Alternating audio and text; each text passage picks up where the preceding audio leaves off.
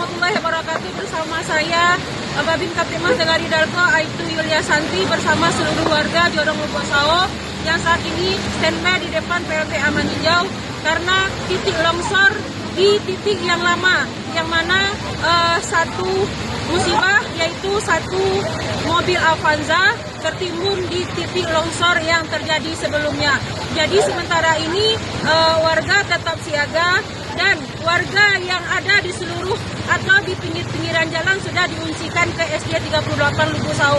Nah, kemudian kita warga Lubosao dan Babin tetap standby, mudah-mudahan hujan reda dan kita bisa melihat kondisi yang menimpa satu unit Avanza tersebut.